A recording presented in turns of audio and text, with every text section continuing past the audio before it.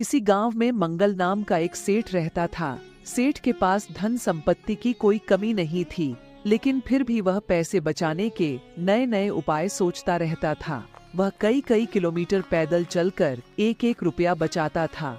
एक दिन सेठ की पत्नी ने बोला, ऐ जी, आपने आज तक बहुत सारे पैसे कमाए, क्यों ना एक बार गंगा स्नान कर ले। वैसे भी इन सारे पैसों का क्या होगा, हमारी तो कोई संतान भी नहीं है। पत्नी की बात सुनकर सेठ सोचने लगा, अगर मैं गंगा स्नान करने गया तो वहाँ के पुजारियों को दान में कुछ पैसे देने होंगे। नहीं नहीं, मैं ऐसा नहीं कर सकता। मैंने अपनी खून पसीने एक करके इतने सारे धन कमाए हैं।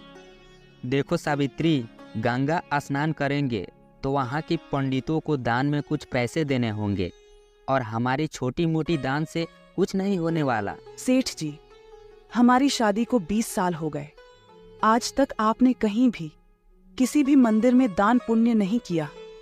कम से कम एक बार गंगा स्नान तो कर लो।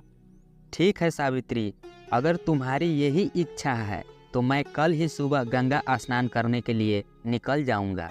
सुबह होते ही मंगल सेठ घर से गंगा स्नान के लिए निकल गया।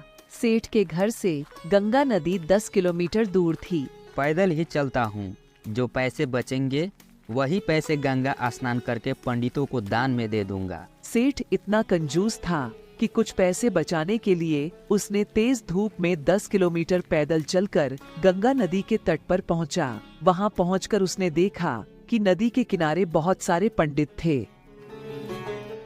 अगर मैं इतने सारे पंडितों को दान पुण्य किया तो मैं कंगाल हो जाऊंगा। ऐसा करता हूँ, किसी दूसरे नदी में स्नान कर लेता हूँ, आखिर वहाँ भी तो गंगा माँ ही हैं।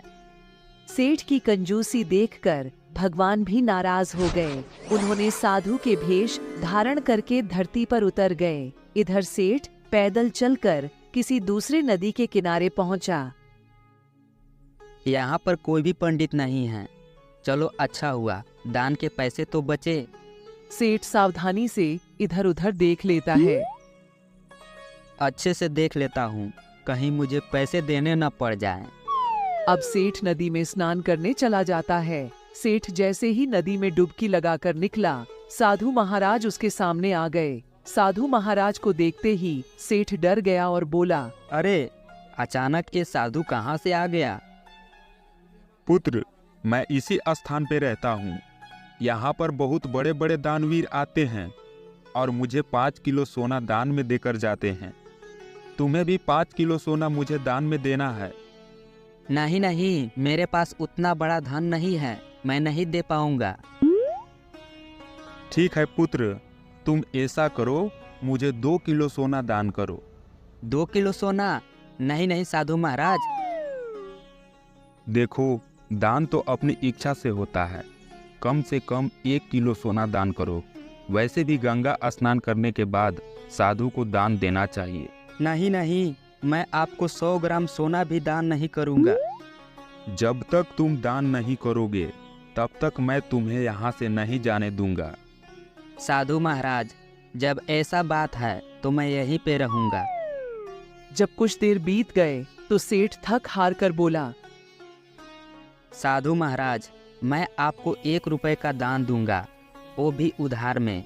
मेरे पास अभी कुछ भी नहीं है। सेठ 1 रुपए का संकल्प लेकर घर के लिए निकल पड़ा। घर पहुंचते पहुंचते रात हो गई। सेठ सोने ही जा रहा था, तभी उसके दरवाजे पर साधु महाराज आ पहुंचे। हे देवी, तुम्हारे पति ने दान का संकल्प लिया था, मैं वो दान लेने आया हूँ। अजी सुनते हो, दरवाजे पर एक साधु महाराज जी आए हैं। ये क्या, साधु इतनी दूर से आ गया? ये भी लालची है, 1 रुपए के लिए 10 किलोमीटर दूर आ गया। जाओ, इससे कह दो कि सेठ बीमार है, 3-4 दिन बाद आना। दरवाजे पर आए साधु महाराज को निराश नहीं करना चाहिए।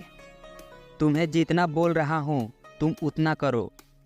साधु महाराज, मेरे पति इतनी दूर पैदल चलकर गए थे और वापस भी पैदल चलकर आए हैं, इसलिए वह बीमार हैं। आप 3-4 दिन बाद आइएगा। क्या सेठ जी बीमार हैं और मैं चला जाऊं? नहीं नहीं, मैं ऐसा हालत में सेठ जी को छोड़कर नहीं जा सकता। जब वो ठीक हो जाएंगे तो मैं चला जाऊंगा। सुनिए जी, साधु महाराज बोल रहे हैं कि जब आप ठीक हो जाएंगे तब वह यहाँ से चले जाएंगे। सुनो, जाओ उसे बोल दो कि सेठ मर गया। ये सब बोलने से अच्छा था कि 1 रुपया दे ही देते। 1 रुपया क्या ऐसे ही आता है कि उसे दे दूं? साधु महाराज जी, सेठ जी तो मर गए।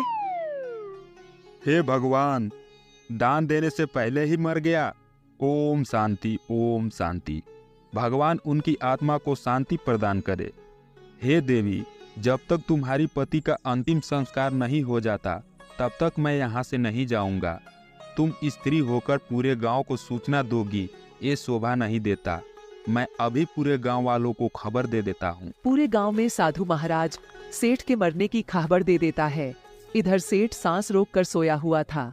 गांव के ही एक आदमी सेठ के पास गया और बोला, अरे सेठ जी, ये आपको क्या हो गया? अरे भैया, सेठ जी मरे नहीं हैं। आप ऐसा क्यों बोल रहे हैं? अरे ये क्या, इसकी पति मर गया और ये रो भी नहीं रही है। लगता है यह बेचारी सदमा में चली गई, इसीलिए ऐसा बोल रही है। बहन, मैं तुम्हारी बात समझ सकता हूं, अभी तुम पर क्या बीत रही है, पर तुम चिंता मत करो, मैं सब संभाल लूंगा। चुप करो, मैं सच बोल रही हूँ, तो तुम्हें बुरा लग रहा है। चलो भाई, सेठ जी का अर्थी उठाओ। गांव वाले उसकी एक नहीं सुनी और सेठ को अर्थी पर लिटाकर चल दिए। नदी के किनारे पहुंचकर गांव वाले ने सारा इंतजाम कर दिया। अब सिर्फ अर्थी को आग लगाना ही बाकी था। तभी अचानक साधु महाराज बोले, रुको, इस सेठ के कानों में मुझे कुछ मंत्र बोलने दो। लगता है मैं तुमसे दान नहीं लेने पाऊंगा। मुझे पता है तुम जीवित हो, मुझे क्षमा कर दो। अगर तुम्हें कुछ चाहिए तो मांग लो। साधु जी, बस मेरा 1 रुपया छोड़ दीजिए जो आपने मुझसे दान में मांगा था। ठीक है, मुझे तुमसे कोई दान नहीं चाहिए। इतना बोलते ही सेठ वहां से उठा और भागता हुआ अपने घर चला गया। सेठ के स्वाभिमान चला गया, लेकिन उसने 1 रुपया दान में साधु महाराज को नहीं दिया।